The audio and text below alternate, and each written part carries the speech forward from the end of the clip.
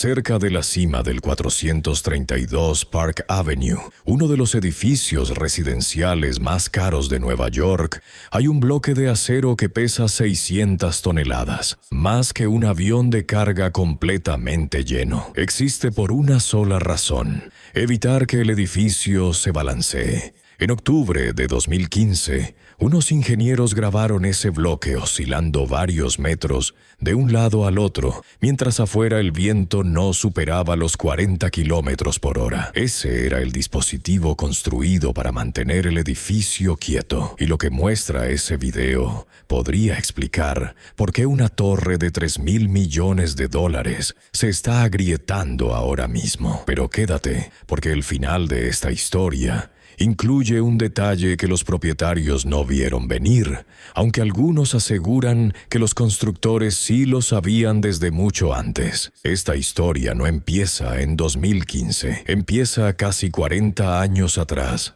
40 manzanas al sur, con una torre diferente y una apuesta casi idéntica. A finales de los años 70, el ingeniero William Le Mesurier terminó uno de los rascacielos más extraños de Manhattan, el Citicorp Center en Lexington Avenue. Para controlar el movimiento de sus pisos superiores, instaló algo que en esa época casi nadie había intentado en un edificio real: un bloque de hormigón de 400 toneladas flotando sobre una fina película de aceite cerca del techo. Cuando el edificio se inclinaba hacia un lado, el bloque se desplazaba hacia el otro, cancelando el movimiento. Elegante, efectivo y completamente experimental, porque hasta entonces ningún rascacielos del mundo dependía de un sistema mecánico activo para mantenerse estable. Entonces llegó la llamada. En 1978, un estudiante estaba analizando el edificio y encontró algo que no cuadraba. Los empalmes que sostenían la estructura habían sido cambiados durante la construcción por un diseño más barato y más débil. Le Mesurier hizo los cálculos. Con los vientos correctos, su rascacielos podía colapsar y el riesgo se multiplicaba si alguna vez se iba la luz, porque el bloque que mantenía el edificio estable funcionaba con electricidad. Según sus propios números, sin el amortiguador activo, una tormenta capaz de derribar la torre tenía aproximadamente una probabilidad de 1 entre 16 de ocurrir en cualquier año dado. Lo resolvieron en silencio. Durante el verano y el otoño de 1978, soldadores reforzaron los empalmes de noche, detrás de pantallas de madera contrachapada, mientras los empleados de las oficinas entraban y salían de día sin saber nada. Se conectaron generadores de emergencia al amortiguador. Se puso a meteorólogos en alerta permanente. Un huracán llegó a formarse y a apuntar hacia Nueva York antes de desviarse en el último momento. El público no se enteró de nada de esto hasta 1995. 17 años después. Una revisión gubernamental posterior sugirió que el peligro quizás había sido exagerado, pero la lección que dejó el episodio no desapareció con esa aclaración. Un rascacielos que necesita una máquina para ser seguro solo es tan seguro como esa máquina y como la disposición de quienes tienen que mantenerla. 40 años más tarde, alguien hizo la misma apuesta, a una escala mucho mayor. En 2013 comenzó la construcción del 432 Park Avenue, una losa de hormigón y vidrio que se elevaría casi 430 metros sobre Midtown Manhattan. Cuando abrió en 2015, era el edificio residencial más alto del hemisferio occidental, una rejilla blanca de ventanas visible desde casi cualquier punto de la ciudad. Lo diseñó el arquitecto Rafael Viñoly y lo desarrollaron Sim Group junto con Harry Macklowe. Los apartamentos se vendieron por decenas de millones de dólares cada uno. En total, el edificio generó alrededor de $3,000 millones. Su argumento de venta era su forma. El 432 Park es una torre lápiz con una relación altura-anchura de aproximadamente 15:1. Los ingenieros consideran que un edificio es sensible al viento a partir de una relación de 5:1. Esta torre triplicaba ese umbral. Una estructura tan delgada no se limita a oscilar en una tormenta. El viento rodea sus esquinas afiladas y se desprende en pulsos rítmicos.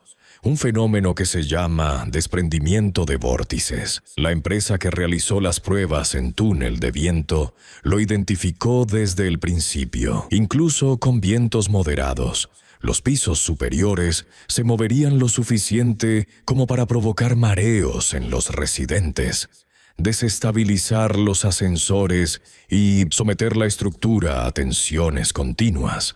La quietud había que fabricarla. 60 anclajes de acero hundidos, entre 15 y 21 metros en la roca de Manhattan, sujetarían la base. 5 pisos de la torre se dejaron abiertos al viento, huecos que permitirían a las ráfagas atravesar el edificio en lugar de empujarlo entero. Y entre los pisos 86 y 89, los ingenieros instalaron no uno, sino 2 bloques de 600 toneladas cada uno, diseñados para oscilar en sentido contrario al balanceo. Juntos superaban las 1000 toneladas de contrapeso en movimiento en lo más alto de la torre. Los construyó una empresa especializada llamada Motioneering. Son cajas de acero cargadas de placas de masa que pueden desplazarse hasta 3,4 metros en cualquier dirección, trabajando como un par de péndulos opuestos. Entre ellos y el edificio, amortiguadores viscosos de fluido, básicamente enormes absorbedores de impacto,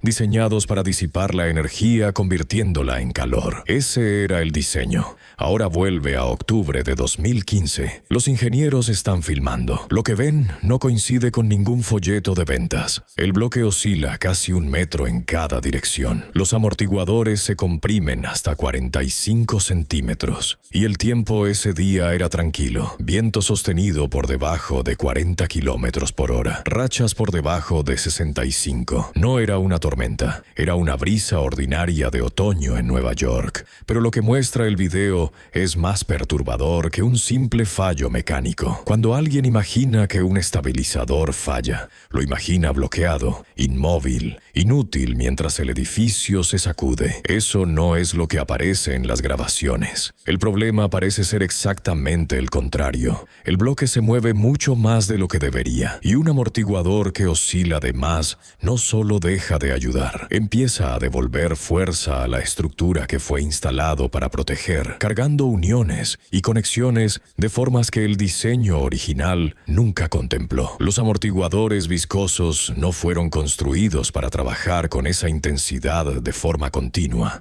Los sellos se desgastan, los componentes fatigan. La máquina que debía absorber el estrés del edificio puede convertirse poco a poco en otra fuente de ese estrés. La máquina en lo alto nunca se detuvo, trabajaba demasiado, en un edificio que no podía quedarse quieto. Y eso es parte de por qué algunos ingenieros que han estudiado la torre sospechan que los problemas cerca del techo y las grietas que se extienden por la fachada comparten una misma causa. Si este tipo de historias te parece tan demencial como a mí, suscríbete, porque publicamos una cada semana. Y ninguna se vuelve más simple con el tiempo. Mientras los ingenieros filmaban ese bloque sacudiéndose sobre sus cabezas, las personas que habían pagado decenas de millones por vivir en los pisos de abajo estaban notando sus propias cosas. En 2021, el New York Times documentó lo que había sido realmente la vida dentro del 432 Park. Los residentes describían paredes que crujían y gemían con cualquier cosa que superase una brisa suave. Un sonido que algunos comparaban con estar dentro del casco de un barco. Los ascensores se atascaban. En al menos un caso documentado en registros judiciales,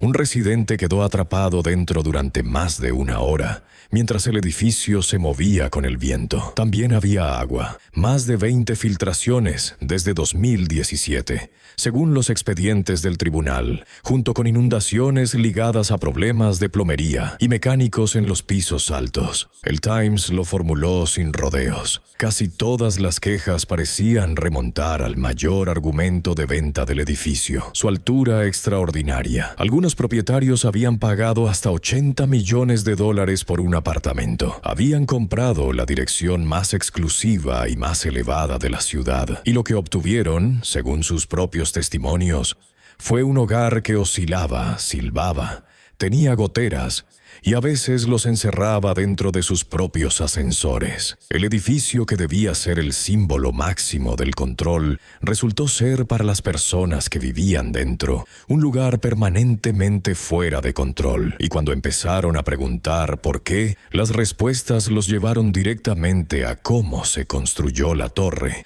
y a lo que los promotores supuestamente sabían mientras la construían.